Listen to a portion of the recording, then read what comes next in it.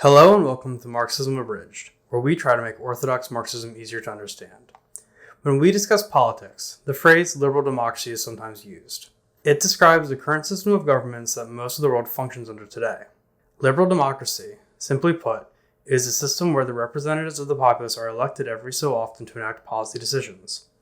While this may seem innocuous, the implications and flaws of the system are extreme. First, we must understand the context of liberalism in history. Liberalism, historically speaking, arose from the traditions of the 18th and 19th century revolutions in Europe and the Americas, where the bourgeoisie of monarchist states revolted against the previous form of production, the rent-seeking feudal system, or in the case of the United States and Latin America, an extractive colonial system.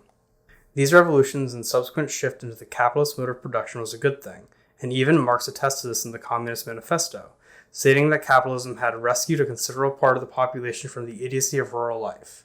Marx goes on to further state in the first volume of the German ideology that this progression follows the real-life path of human development, corresponding with the conflict felt between competing economic interests, mainly being that of the bourgeoisie in towns and the feudal lords of the countryside. The consolidation of power into the hands of the bourgeoisie is the forward progression from the system of serfdom it replaced. Marx attributes the shift to the liberal revolutions, which he saw as a natural change from the feudal mode of production and political movement. Liberalism is, despite what many reactionaries are trying to push currently, better than feudalism. However, liberalism is far from good. Liberal democracy is skewed to advantage the bourgeoisie in every aspect. In Chapter 5 of The State and Revolution, Lenin expands upon Marx's criticism of this aspect of liberal politics, in that liberalism allows the oppressed to pick from a small list of bourgeois candidates to represent them for a period of time before repeating the process again. To see this, one simply has to examine the practicality of running in an election in a democracy. To fund a campaign, it takes capital.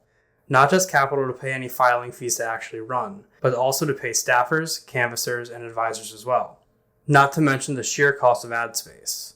Simply put, it's expensive to run for office, let alone actually winning. With this massive barrier to entry, it leaves only those who can rally immense grassroots support, and in turn, small dollar donations, or the economic elite, who already have the capacity to run without having to worry about these hurdles, either through their own finances or through political and economic connections. But let's take the communist grassroots organizer who can make that breakthrough. How effective can they be as an outsider? Firstly, they will either be incorporated or ignored. The cloud of moneyed interest within liberal democratic institutions is strong. The outsider will be forced to compromise their stances to be allowed a seat at the table, as liberalism is built on the idea that so-called radical beliefs would be tempered by the marketplace of ideas.